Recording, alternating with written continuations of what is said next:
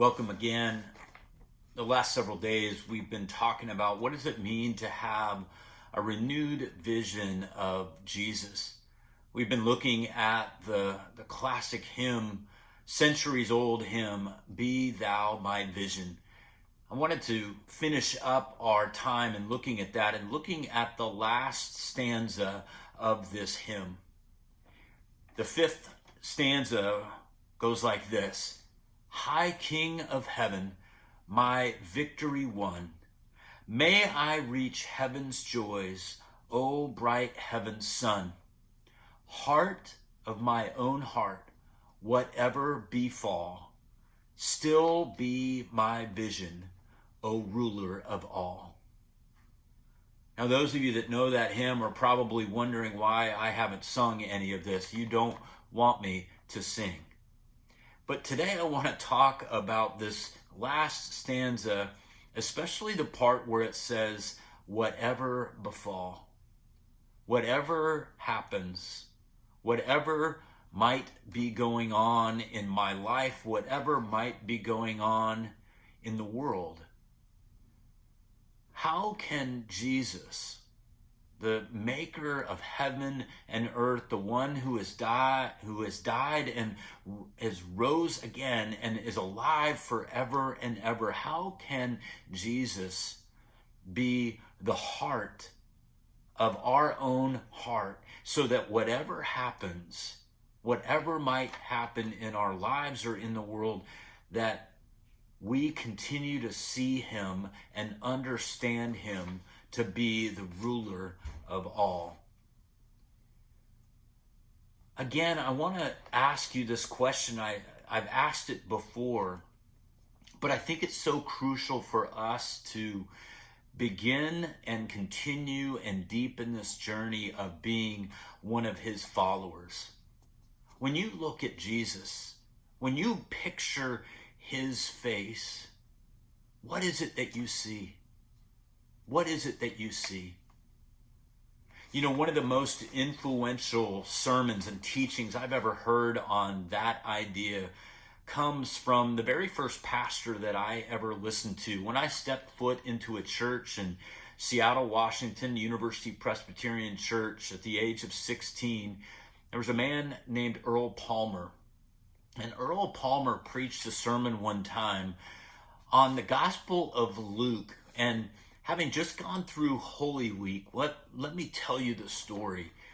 This is the night in which Jesus was arrested. He was with his disciples in a garden. The guards come to arrest him and take him away. And there's this poignant scene in the Gospel of Luke in which Jesus has been taken to and is being asked questions, being interrogated, and his disciple Peter is in the courtyard near him, warming his hands by a fire.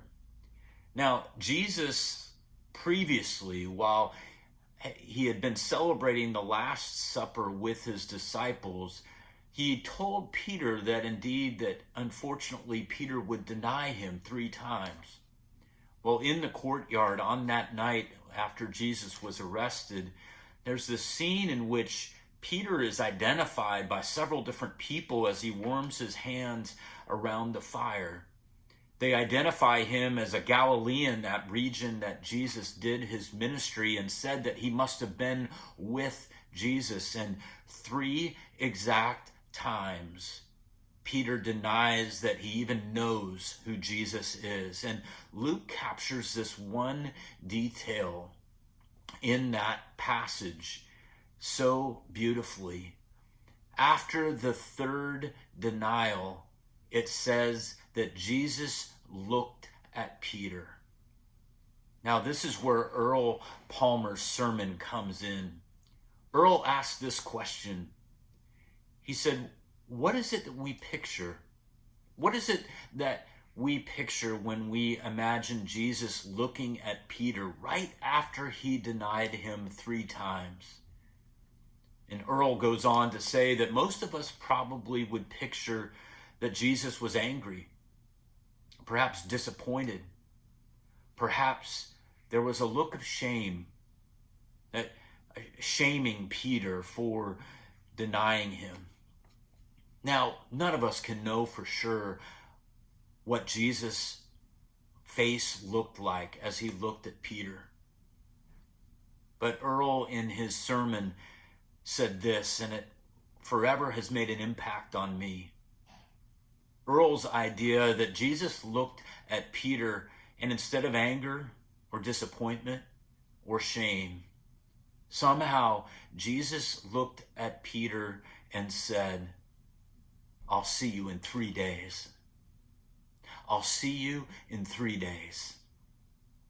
We know that in the Gospel of John, later, Jesus specifically comes and restores Peter, asking him 3 times if he loves him. But that idea has always stuck with me after I heard that teaching, that sermon.